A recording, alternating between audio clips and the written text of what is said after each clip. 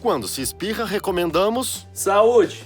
Ao brindar com amigos, desejamos. Saúde! Alimentamo-nos bem para ter. Saúde! Fazemos práticas esportivas para ter.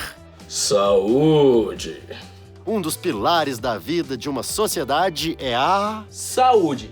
A Organização Mundial da Saúde define saúde como um completo bem-estar físico, mental e social, e não apenas como ausência de doenças.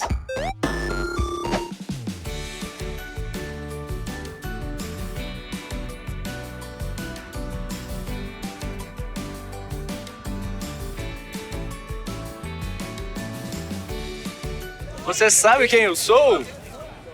Eu sou uma alegoria da deusa da saúde. Eu me chamo Ígia. Pra você, o que é saúde? Saúde é... O que é saúde pra você? Saúde é... Tô fazendo agora, caminhar. Quem você acha que tem que cuidar da saúde? Primeiramente, eu tenho que cuidar da minha saúde, né? A saúde é bem-estar físico, né? Da pessoa, mental também. Saúde, pra mim, é eu me sentir bem comigo mesma e eu não precisar tomar remédio e eu conseguir fazer o que eu quero e, inclusive, com a minha cabeça. Que coisa boa! Quais são os métodos, as dicas que você utiliza na sua vida pra ter saúde? Se alimentar bem, exercício físico, beber água, bastante água. É alimentação, o mais importante, eu acho. Não sei se eu tenho, de fato, a saúde que eu gostaria de ter, mas eu procuro comer bem, aquela história de vó que o sacolão e a minha farmácia. Então eu crio 2 filhos e daí eu dou espinafre, couve, cenoura, beterraba, proteína. Comprar da agricultura familiar para não ingerir agrotóxicos e transgênicos, militar contra o agronegócio, procurar medicina alternativa ao invés de já ir correndo para a farmácia. Você acha importante cuidar da saúde? Claro, Por quê? porque senão fica doente. Vocês acham importante cuidar da saúde? Sim. Por quê? Pra viver, né?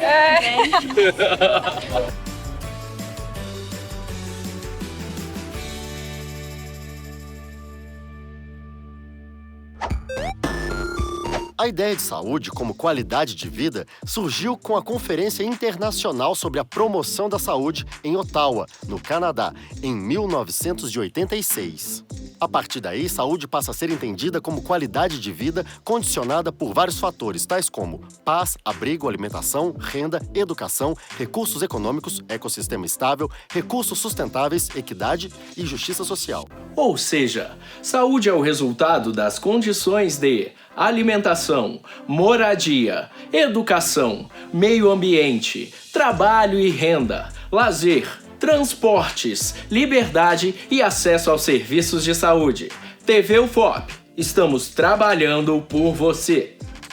Assim, direito à saúde significa a garantia pelo Estado de condições dignas de vida e de acesso universal e igualitário às ações e serviços de promoção, proteção e recuperação da saúde, em todos os seus níveis e para todos os habitantes do território nacional, levando o ser humano a um completo bem-estar de sua individualidade.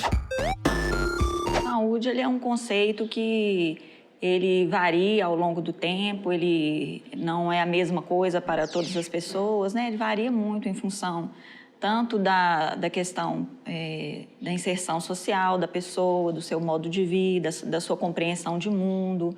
E também ele é influenciado pelo próprio desenvolvimento da humanidade, as modificações pelas quais ela passa, a própria ciência também, ela sempre identifica a saúde de uma maneira diferente. À medida em que as civilizações antigas elas foram encontrando outras formas de explicar o mundo e a relação do homem com a natureza, foram aparecendo visões mais elaboradas, mais sofisticadas e com uma abordagem diferente, como é o caso, por exemplo, da civilização grega, que trouxe aí um marco, né, para a mudança nessa visão da saúde e da doença. E aí tem um histórico, né, mostrando, por exemplo, várias divindades ligadas à saúde, como Asclépios, que era tido como deus da medicina, a IGEA, que era da saúde, a Panaceia, que era da cura, e aí essa população ela já começou a usufruir de uma visão mais racional que, de certa maneira, deu origem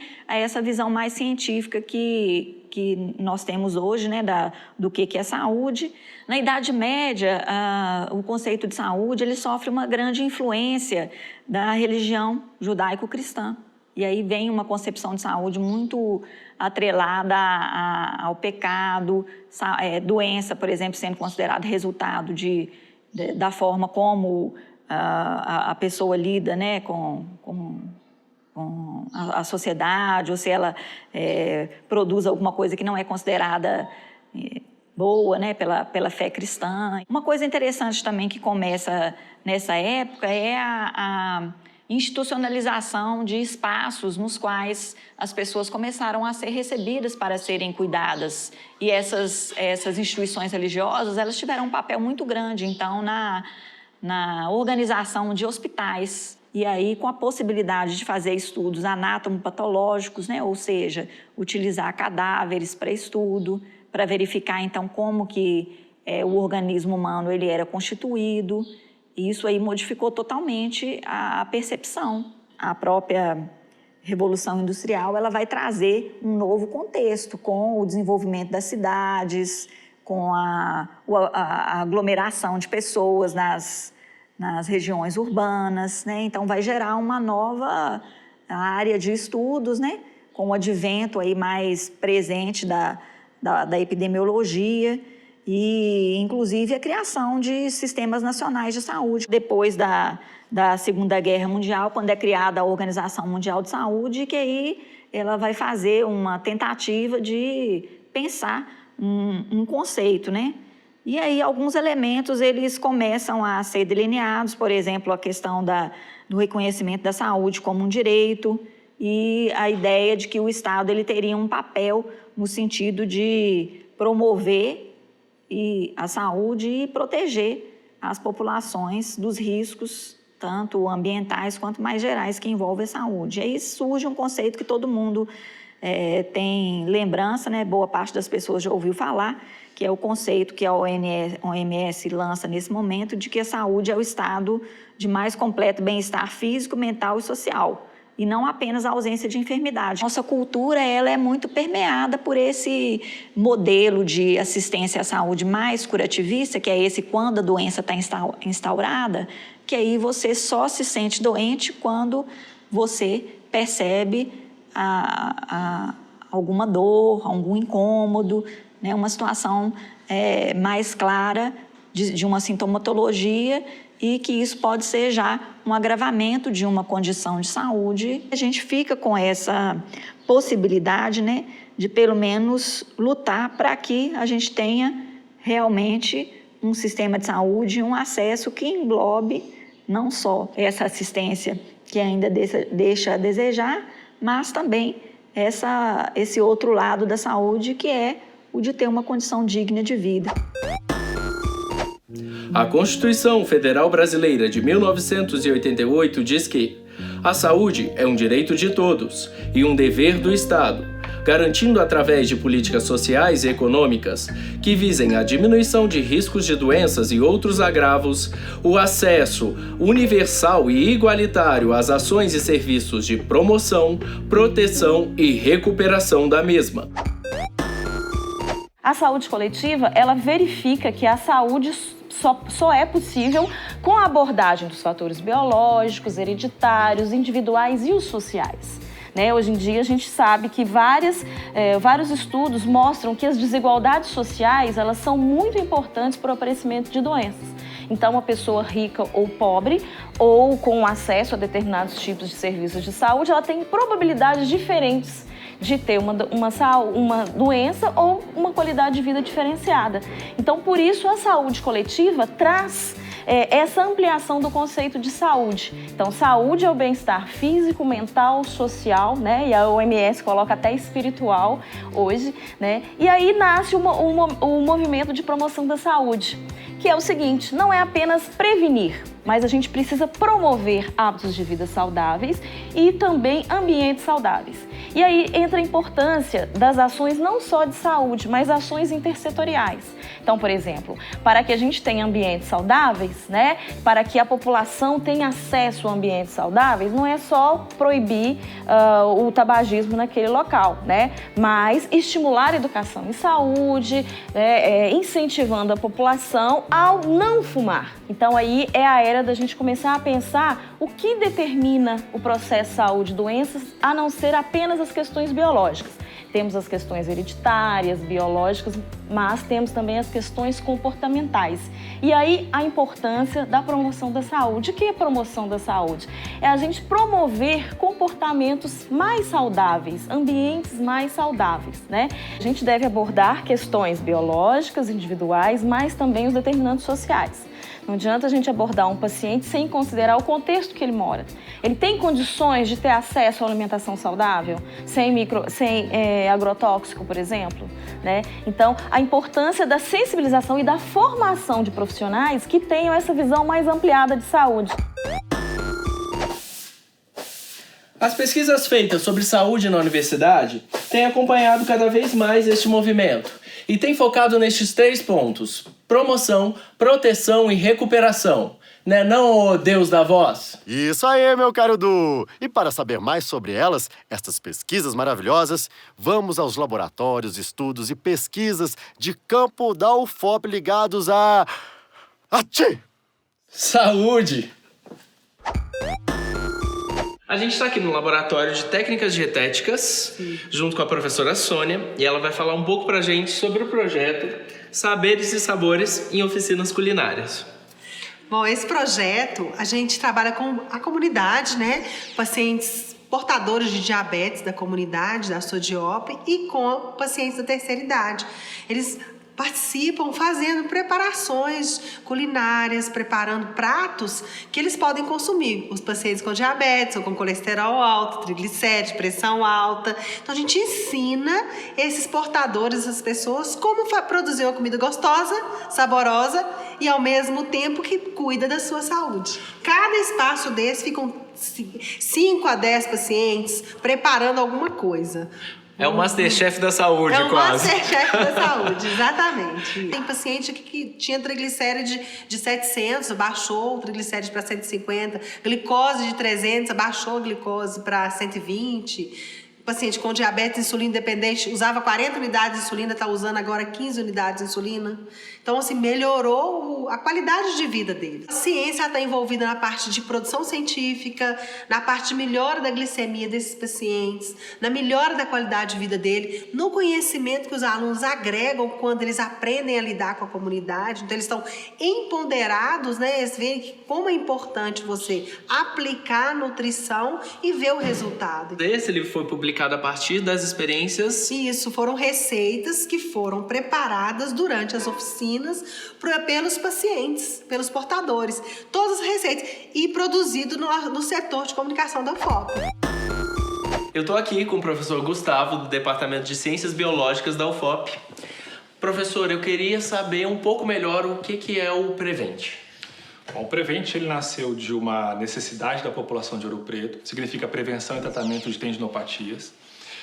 E aqui na UFOP ele é um programa de extensão que engloba 4 projetos extensionistas que tem toda a cadeia de atendimento ao paciente com doença ocupacional, que são as tendinopatias.